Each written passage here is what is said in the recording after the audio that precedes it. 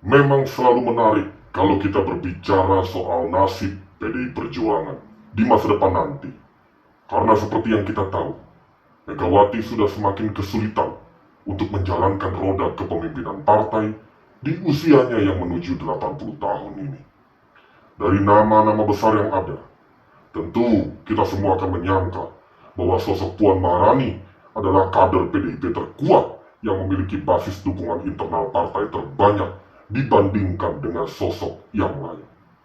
Bagaimana dengan Prananda Prabowo, kakak dari Puan yang sepertinya juga masuk ke dalam bursa calon ketua umum pengganti Megawati?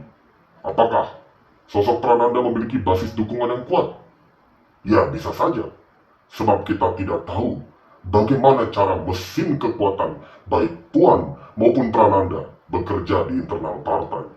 Apalagi keduanya selama ini tampak tidak begitu mesra ketika tampil di muka umum layaknya saudara kandung. Keduanya dianggap punya power dan domainnya masing-masing. Maka gak heran kalau Puan dan Prananda diprediksi tengah menjalankan misi perang dingin satu sama lain demi kursi orang nomor satu di PDI Perjuangan. Bagaimana dengan Hasto, Sekjen PDI Perjuangan yang paling loyal terhadap Ketua Umum Megawati?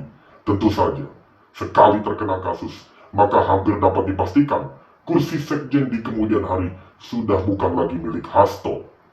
Biar bagaimanapun, Megawati bersikeras mempertahankan Hasto, tapi kasus yang membelit sang Sekjen sudah berjalan dan tidak dapat dihentikan lagi. Pertanyaannya, siapa yang nekat bermain api dengan Hasto? Padahal Hasto punya peran penting dalam menjalankan strategi operasional mesin partai agar bisa bergerak sampai ke akar rumput. Hal itu terbukti sejak kemenangan Jokowi di periode pertama tahun 2014.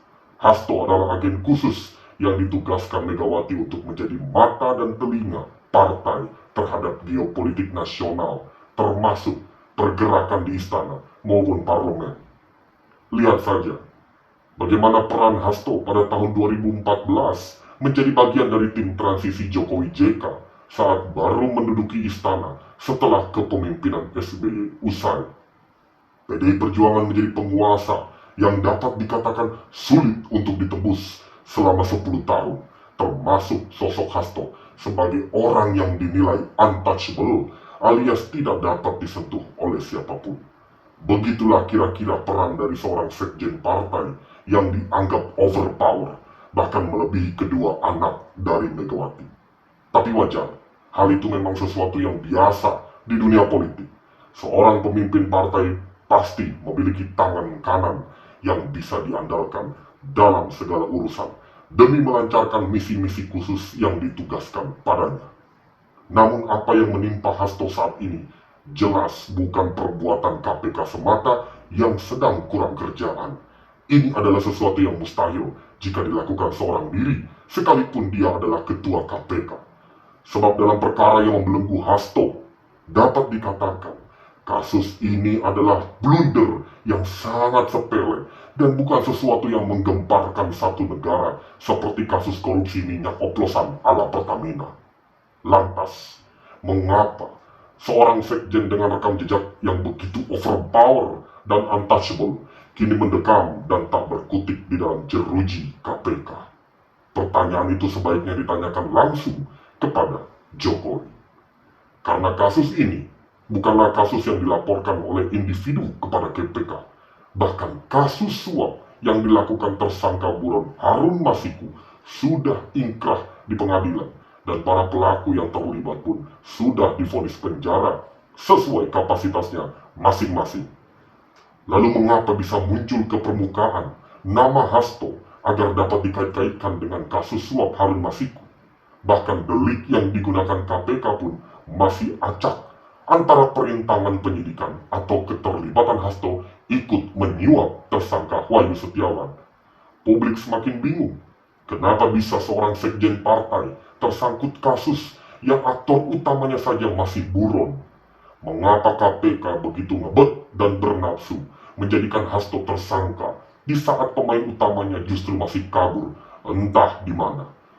Bukankah ini justru mencederai nama baik KPK itu sendiri? Kita masih ingat bagaimana dulu mantan bendahara umum Partai Demokrat begitu mudah ditangkap saat berada di luar negeri berkat kerjasama dengan jaringan Interpol. Alhasil, Nazarudin sukses diseret ke pengadilan di Indonesia. Tapi mengapa ketika sosok Harun Masiku yang masih menjadi misteri justru tidak begitu dikejar oleh KPK, tidak begitu prioritas oleh KPK, dan lebih memilih membantai PDI Perjuangan lewat penangkapan Hasto yang padahal sejak awal Hasto pun sudah sangat kooperatif terhadap KPK. Balik lagi, pertanyaan ini baiknya ditanyakan kepada Jokowi.